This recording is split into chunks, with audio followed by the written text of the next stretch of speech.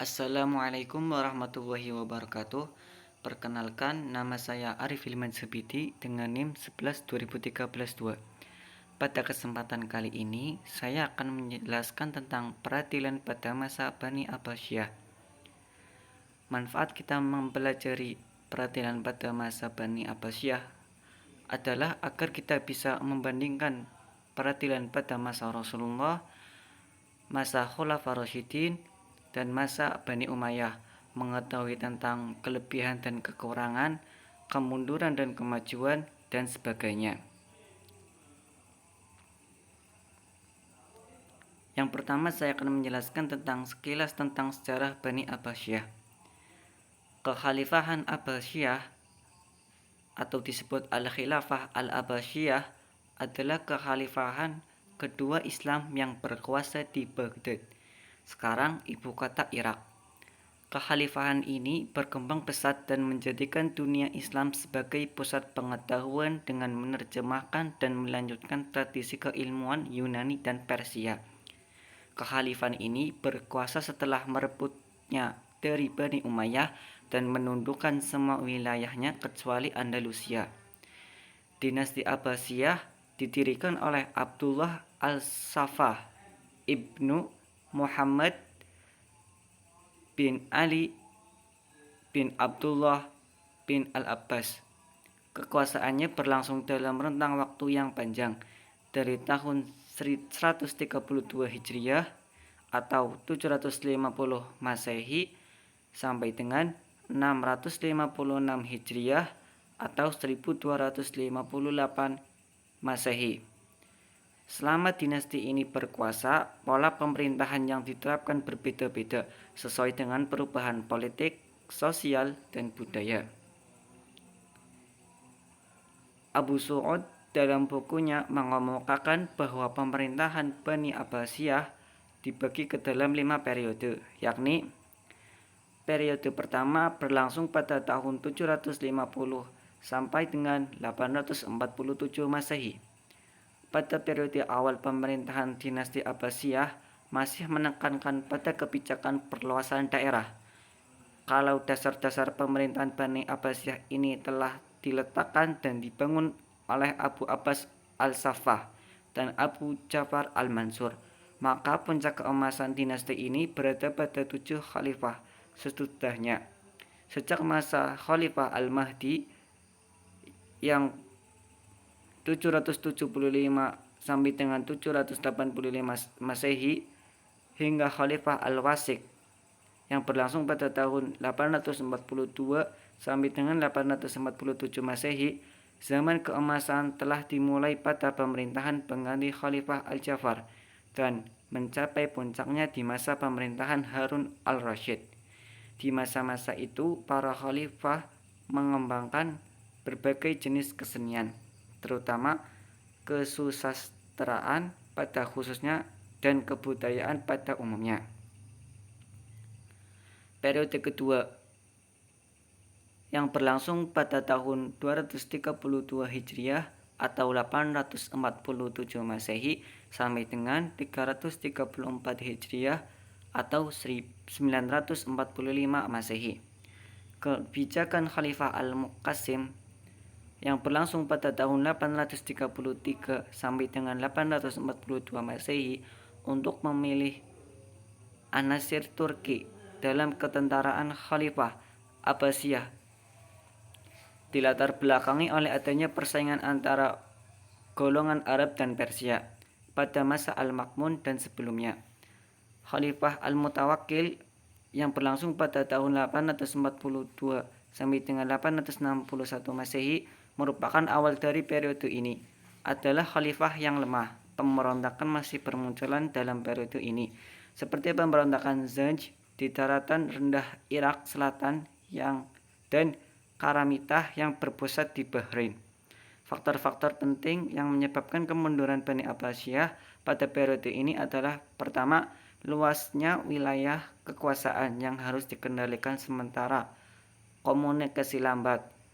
Kedua, profesionalisasi tentara menyebabkan ketergantungan kepada mereka menjadi sangat tinggi. Ketiga, kesulitan keuangan karena beban pembiayaan tentara sangat besar. Setelah kekuatan militer merosot, khalifah tidak sanggup lagi memaksa pengiriman pajak ke Baghdad. Yang selanjutnya yaitu periode ketiga yang berlangsung pada tahun 334 Hijriah atau 945 Masehi sampai dengan 447 Hijriah atau 1055 Masehi. Posisi Bani Abbasiyah yang berada di bawah kekuasaan Bani Buaihi merupakan ciri utama periode ketiga ini. Keadaan khalifah lebih buruk ketimbang di masa sebelumnya, lebih-lebih karena Bani Buaihi menganut aliran Syiah. Akibatnya, kedudukan khalifah tidak lebih sebagai pegawai yang diperintah dan diberi gaji. Sementara itu, Bani Buaihi telah membagi kekuasaannya kepada 3 bersaudara. Ali menguasai wilayah bagian selatan Persia, Hasan menguasai wilayah bagian utara, dan Ahmad menguasai wilayah Al-Ahwas, Wasit, dan Baghdad. Baghdad dalam periode ini tidak sebagai pusat pemerintahan Islam karena telah pindah ke Shiraz, di mana berkuasa Ali bin Buaihi. Yang selanjutnya yaitu periode keempat yang berlangsung pada tahun 447 Hijriah atau 1055 Masehi sampai dengan 590 Hijriah atau 1199 Masehi. Periode keempat ini ditandai oleh kekuasaan Bani Saljuk dalam Daulah Abbasiyah. Kehadirannya atas naungan khalifah untuk melumpuhkan kekuatan Bani Buaihi di Baghdad. Keadaan khalifah memang sudah membaik, paling tidak karena kewibawaannya dalam bidang agama sudah kembali setelah beberapa lama dikuasai orang-orang Syiah. Yang selanjutnya yaitu periode kelima yang berlangsung pada tahun 590 Hijriah atau 1199 Masehi sampai dengan 656 Hijriah atau 1258 Masehi. Telah terjadi perubahan besar-besaran dalam periode ini. Pada periode ini, Khalifah Bani Abbasiyah tidak lagi berada di bawah kekuasaan suatu dinasti tertentu. Mereka merdeka dan berkuasa, tetapi hanya di Baghdad dan sekitarnya. Sempitnya wilayah kekuasaan Khalifah menunjukkan kelemahan politiknya. Pada masa inilah tentara Mongol dan Tartar menghancurkan Baghdad tanpa perlawanan pada tahun 656 Hijriah atau 1256 Masehi. Pada masa Abbasiyah I, yang selanjutnya yaitu hubungan peradilan dengan pemerintahan. Pada masa Abbasiyah I, apabila ada yang berselisih dan tidak bermazhab menurut mazhab yang ada di tempat di mana ia berselisih, maka ia harus meninggalkan mazhabnya dan perkaranya diselesaikan berdasarkan mazhab di tempat itu. Tetapi keadaan ini hendak dirubah oleh Ibnu Muqaffa dengan penyampaiannya berupa tulisan kepada Khalifah Abu Ja'far Ibnu Mansur yang pada masa pemerintahannya membentuk lembaga pemerintahan seperti yang pertama yaitu Al-Hajib, protokoler kenegaraan. Yang kedua, Wizarah, kementerian. Yang ketiga, Al-Katib, sekretaris atau juru tulis.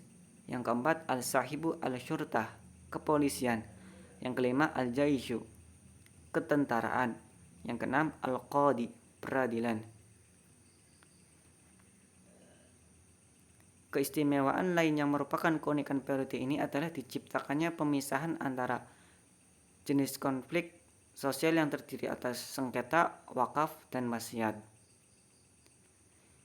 Lembaga-lembaga sosial kemasyarakatan yang memerlukan santunan terdiri atas orang gila, anak yatim, orang bangkrut dan ahli sufah, wasiat dan wakaf orang muslim, perkawinan randa yang tidak punya wali, lembaga yurisdiksi yang terdiri dari kepolisian, mazhalim, kisas, hisbat, dar al-harb, baitul mal. Sedangkan organisasi kehakiman dalam Daulah Abbasiyah yaitu Dar Qadi al-Quha. Fungsi dan tugasnya mirip dengan Departemen Kehakiman yang dipimpin oleh Qadi al-Qudha, Ketua Mahkamah Agung. Semua badan-badan peradilan atau badan-badan lain yang ada hubungannya dengan kehakiman berada di bawah Dewan al-Qudha. Kudna al-Aqadi, hakim kota yang mengetuai pengadilan negeri, disebut al-Qadaw atau al-Hizbah. Al-Sultah al-Qadaiyah, yaitu jabatan kejaksaan di ibu kota negara dipimpin oleh Muda'id Umumi, jaksa agung, dan tiap-tiap kota oleh Naib Umumi, jaksa. Yang selanjutnya yaitu beberapa perubahan bidang peradilan. Lemahnya roh ijtihad hakim dalam menetapkan hukum lantaran telah berkembang mazhab 4. Karenanya, hakim diminta memutuskan perkara sesuai dengan mazhab yang dianut oleh penguasa atau oleh masyarakat setempat. Di Irak, hakim memutuskan perkara dengan mazhab Abu Hanifah. Di Syam dan Maghribi, hakim memutuskan perkara dengan mazhab Malik. Dan di Mesir dengan mazhab Syafi'i. Dan apabila dua yang berperkara yang bukan dari pengikut mazhab yang termasyhur di negeri itu, maka ditunjukkan seorang qadi yang akan memutus perkara itu sesuai dengan mazhab yang diikuti kedua belah pihak yang berperkara. Para hakim memutuskan perkara di bawah pengaruh kekuasaan pemerintah. Dalam masa ini ada sebagian Khalifah Abbasiyah yang ikut campur dalam penanganan perkara oleh qadi, sehingga hal ini menyebabkan menjauhnya fuqaha dari jabatan ini. Hakim. Lahirnya istilah atau kedudukan qadi al-qudat, lembaga tersebut berhak mengangkat dan melakukan pengawasan terhadap tugas-tugas hakim. Kekuasaan peradilan semakin meluas meliputi kekuasaan kepolisian, kepegawaian, baitul mal, dan mata uang. Qadi al-qudat ini berkedudukan di ibu kota negara. Dialah yang mengangkat hakim-hakim di daerah. Qadi al-qudat yang pertama ialah al-qadi Abu Yusuf Yakub ibn Ibrahim, penyusun kitab al-Kharaj. Hal ini terjadi di masa Harun al-Rasyid, yang memang sangat memuliakan Abu Yusuf dan memperhatikan keadaan hakim-hakim. Yang selanjutnya yaitu beberapa masalah dalam penyelenggaraan peradilan. Yang pertama yaitu, apabila ada yang berselisih tidak bermazhab menurut mazhab yang ada di tempat di mana ia berselisih, maka ia harus meninggalkan mazhabnya dan perkaranya diselesaikan berdasarkan mazhab di tempat itu. Yang selanjutnya yaitu terjangkitnya berbagai macam kritis sosial politik, budaya, agama, dan sebagainya.